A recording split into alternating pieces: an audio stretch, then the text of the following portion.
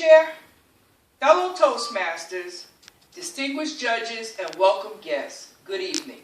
Good evening. Good evening. There's a quote that hangs above my desk at work. I don't know who the author is, but the quote says, "The expert in anything was once a beginner." Now take, for instance, Harlan David Sanders. Do you know that he knocked on the door of over 1,000 restaurants before one would buy his chicken? Yet today, KFC is a household word. Or look at Walt Disney. Did you know that he lost his first editorial job? And he was told it was because he lacked imagination. And he was rejected a second time when he was told nobody would be interested in a mouse. Or look at Oprah Winfrey. She was fired from her first news anchor job, and she was told it was because she lacked, or she was not fit for television. But look at how many people have benefited, how many careers have skyrocketed because of the Oprah phenomenon. And had she given up, had she listened to the naysayers, she never would have become a billionaire. And on a more personal note, several years ago, I decided to make the transition from healthcare to teaching. I figured this would be a natural progression because as nurses, we provide patient teaching, family teaching, and even physician teaching at times. So I figured I'd be great. So I secured my first teaching job, wrote out an impressive syllabi, a wonderful curriculum, and lesson plan, and off I went.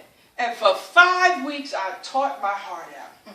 I couldn't wait for the evaluations. And at the end of that 5 weeks when they came, I looked at them eagerly. One said, "You got to be kidding me." Another said, "Way too much work for this class." And another one said, "Meet me in the parking lot." Well, you get the idea. Apparently, the only place I was great at was in my own mind. So the next semester, I decided I'll change the curriculum all over again. And in I went, and at the end of that semester, So the next semester, I said, okay, I know what's missing now. It's the appearance of professionalism.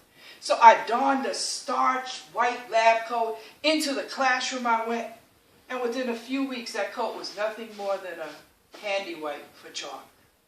And at the end of that semester, the next semester, I said, okay, I know what I'll do. So I shortened the test. I lengthened the test. I gave an open book test. Heck, I threw the test out altogether.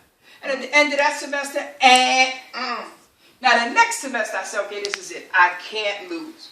I know what I'm going to do now. So what I decided to do was, I have a certificate. And that certificate is from the 6-hour adult learning style course I took on the internet. And into that classroom I went to teach, and the end of that semester, that's it, I thought. I've had enough. And if that wasn't bad enough, the same time administration called me into the office. And I figured, okay, this is the part where one person's going to take me under one arm, another's going to take me under another arm, walk me to the door, give me the boot, and tell me, don't let the doorknob hit you. But to my surprise, they didn't. They gave me 2 more classes to teach.